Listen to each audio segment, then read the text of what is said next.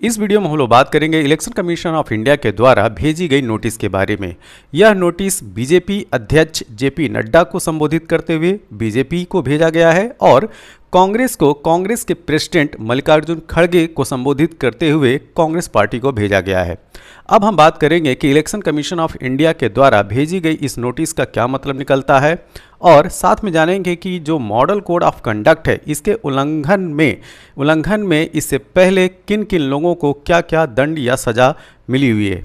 तो सबसे पहले हम लोग स्टार्ट करेंगे कि अभी जो हाल फिलहाल में इलेक्शन कमीशन ऑफ इंडिया ने नोटिस जारी किया है वो किस मामले को लेकर किया है।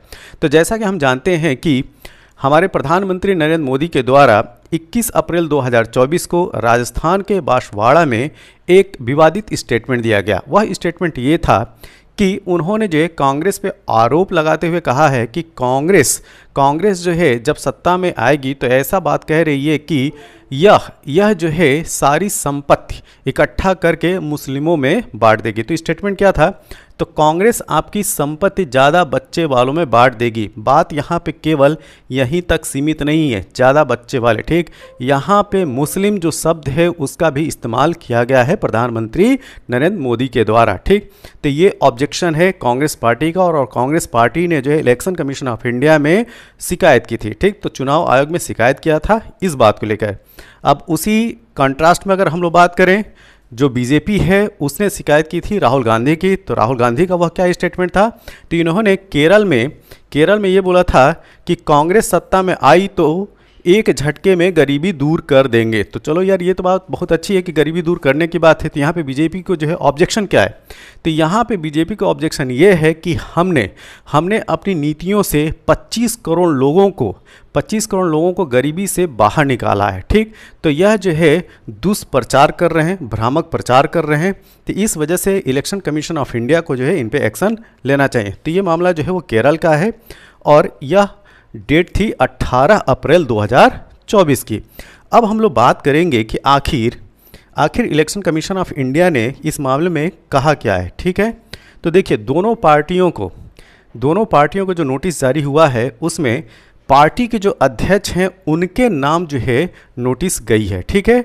और उन पार्टी अध्यक्षों से ये पूछा गया है कि जो आपके स्टार प्रचारक हैं, ठीक, उन्होंने इस तरह की बातें क्यों की और इन स्टार प्रचारकों से जो है संयम और मॉडल कोड ऑफ कंडक्ट को अच्छे से फॉलो करने की बात का सुझाव दिया गया है, ठीक है।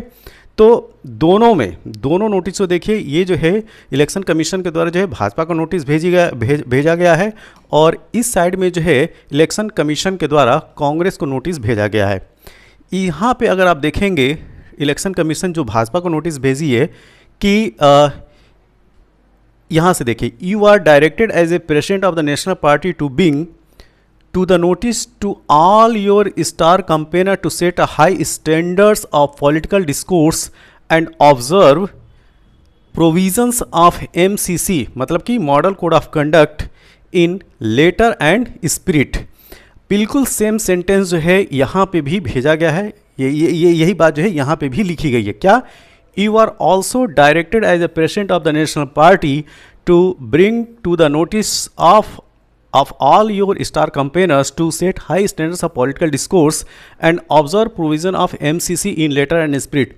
तो जो दोनों पार्टियों के जो अध्यक्ष हैं एक ही बात जो है वो बोली गई है इलेक्शन कमीशन के द्वारा।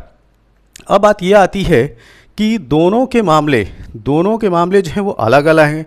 दोनों में जो बातें कही गई वो अलग अलग कही गई हैं। एक जगह जो है वो गरीबी की बात की गई है, ठीक। कांग्रेस के जो नेता हैं राहुल गांधी और दूसरी साइड में बीजेपी के जो लीडर हैं नरेंद्र मोदी, उनके द्वारा जो बात कही गई है डायरेक्ट एक स्पेशल रिलीजियस कम्युनिटी के बारे में बात कही गई है, ठीक है। तो दोनों बातों में इस तरह का डिफरेंस है। अब हम लोग बात करेंगे कि जो मॉडल कोड ऑफ कंडक्ट होता है उसमें बातें क्या होती हैं, ठीक। तो देखिए, कुछ जो गाइडलाइंस है election commission model code of conduct के तहत जो है वो दिशा निर्देश देता है। तो दिशा निर्देश क्या देता है? तो जो पॉलिटिकल पार्टी होती हैं और जो लीडर होते हैं उनके लिए जो दिशा निर्देश होता है वह यह होता है कि कोई भी राजनीतिक दल या जो पॉलिटिकल लीडर है विभिन्न जातियों एवं समुदायों के बीच मतभेद या घृणा बढ़ाने की गतिविधियों में शामिल नहीं होगा। ये पॉइंट इस पे जो है आदर्श आचार संहिता इस पे जो है लगती है। साथ में नीतियों व कार्यों की आलोचना करे, किसी दल, नेता या कार्यकर्ता के निजी जीवन पर टिप्पणी न करे, इस तरह की गाइडलाइंस होती है। फिर किसी जाति या संप्रदाय की भावनाओं का उपयोग करते हुए वोट डालने की अपील न करे, ये पॉइंट देखिए। तो इस तरह के ये जो पॉइंट्स लिखे हुए हैं, ये पॉइंट बताते हैं कि ये जो लीडर हैं, राहुल गांधी हो चाहे नरेंद्र मोदी हो, उन्होंने इस तरह की बातें अपने कृत्य में शामिल किया है। तो मॉडल कोड ऑफ कंडक्ट का जो है वायलेशन है, उन्होंने किया है। मतदाताओं को रिश्वत देने, उन्हें डराना, धमकाना, मतदान केंद्र से 100 मीटर की दूरी के भीतर प्रचार प्रसार करना और आपराधिक गतिविधियां मानी जाती हैं। मतलब कि 100 मीटर के अंदर में अगर आप प्रचार प्रसार करते हैं तो ये आपराधिक गतिविधियां हैं। मतदान से 48 घंटे पहले चुनाव प्रचार, सार्वजनिक सभाएं, सभी पर प्रतिबंध लागू हो जाता है। अब इसके क्रम में जो है हम लोग आगे बात करते हैं और क्या होता है इसमें। जुलूस निकालने के लिए भी जो है मॉडल कोड ऑफ कंडक्ट में जो है बातें बताई गई हैं इलेक्शन कमीशन के द्वारा। तो जुलूस निकालने के लिए क्या नेम है, जुलूस से पहले उसके शुरू होने का समय, रूट और समाप्त होने का समय व स्थान की अग्रिम सूचना जो है पुलिस को देनी होती है। जुलूस का प्रबंधन ऐसे करें कि यातायात प्रभावित न हो। जुलूस के दौरान हथियार व अन्य नुकसान पहुंचाने वाली सामग्री लेकर न चलें। ड्यूटी पर तैनात पुलिस के निर्देश और सलाह का कड़ाई से अनुपालन हो। ठीक है, इसके साथ में जो रूलिंग पार्टी है, जो सत्ताधारी दल है, उसके लिए कुछ विशेष नियम बनाए गए हैं। वह विशेष नियम क्या हैं उसको देखते हैं। ठीक, देखिए, जो मंत्रीगण आधिकारिक दौरे के वक्त चुनाव प्रचार नहीं करेंगे। ठीक है, अगर आप आधिकारिक दौरे पे हैं तो उस समय आप जो है आप इलेक्शन की कैंपेनिंग नहीं करेंगे। सरकारी विमानों और गाड़ियों का उपयोग पार्टी के हित के लिए नहीं करेंगे। इसके साथ में सरकारी मशीनरी और कर्मचारियों को इस्तेमाल पार्टी हित में नहीं करेंगे। और हेलीपैड पर जो सत्ताधारी दल है उसका एकाधिकार नहीं होगा, उस पर अपनी मोनोपोली नहीं जताएंगे और सरकारी फंड से पार्टी का प्रचार प्रसार नहीं करेंगे। तो इस तरह की जो बातें हैं मॉडल कोड ऑफ कंडक्ट में जो है वो कही गई हैं। इनमें से कोई भी बातें जो है, इन बातों का अगर आप उल्लंघन करते हैं तो दोषी पाए जाएंगे। ठीक है, तो अब बात आती है कि जो मॉडल कोड ऑफ कंडक्ट है, इसके जो दिशा निर्देश हैं वो कहाँ से मिले हैं। वो मिले हैं जो भारत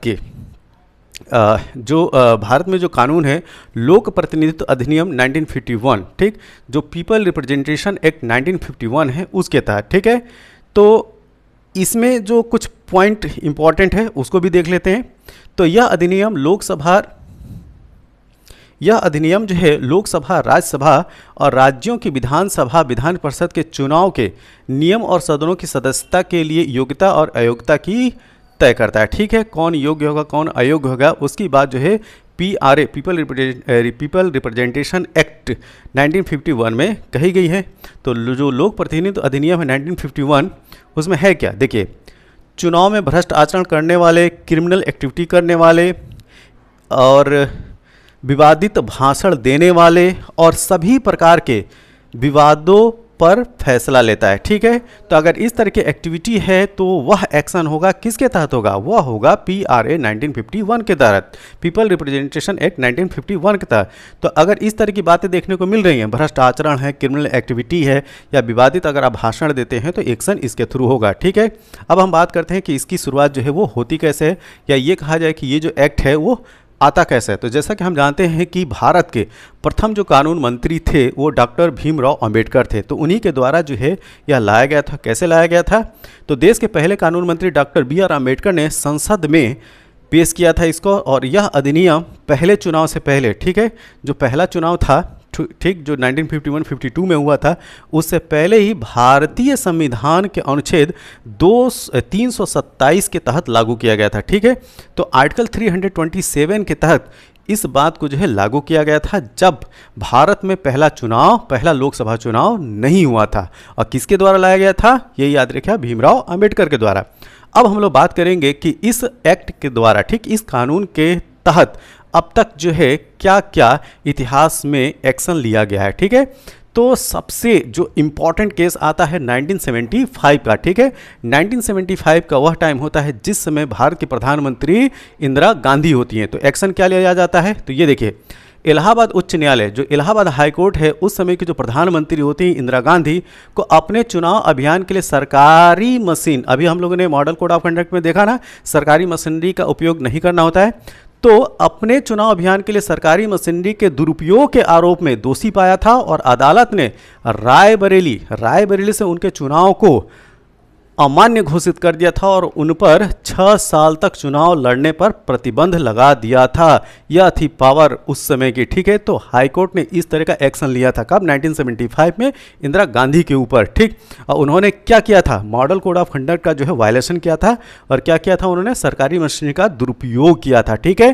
तो कानून जो है वह जो शक्ति मिलती है जिस पे हाई कोर्ट ने एक्शन लिया था वो PRA एक्ट 1951 ही था।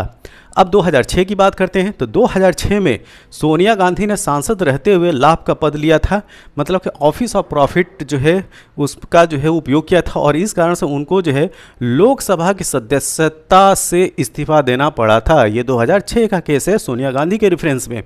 2007 की बात करते हैं।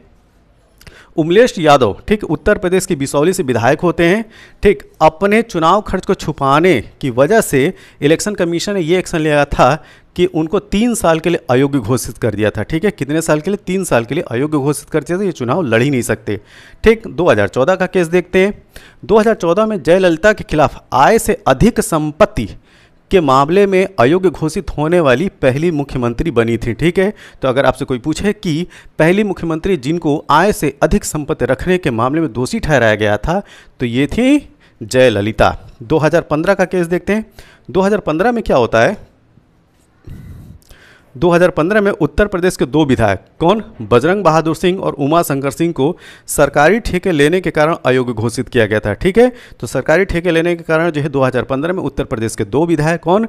बजरंग बहादुर सिंह और उमा शंकर सिंह को जो है वो अयोग्य घोषित किया गया था। 2017 में मध्य प्रदेश के मंत्री, ठीक है, उस समय जो है मध्य प्रदेश में मंत्री थे नरोत्तम मिश्रा, उनके चुनाव खर्चों के बारे में चुनाव आयोग को गलत जानकारी दी गई थी और जिसकी वजह से उनको जो है 3 साल के लिए अयोग्य घोषित किया गया था। तो ये जो थे कुछ इम्पॉर्टेंट जो है वो बातें थी जिस पे जो है वो इलेक्शन कमीशन ऑफ इंडिया ने एक्शन लिया था। तो ये जो हमारा वीडियो था वह रिलेटेड था इलेक्शन कमीशन ऑफ इंडिया की model code of conduct violation को लेकर, ठीक। यह वीडियो आपको कैसा लगा? जैसा भी लगा आप अपने सुझाव जो हैं कमेंट बॉक्स में ज़रूर दें। तब तक के लिए थैंक यू, धन्यवाद।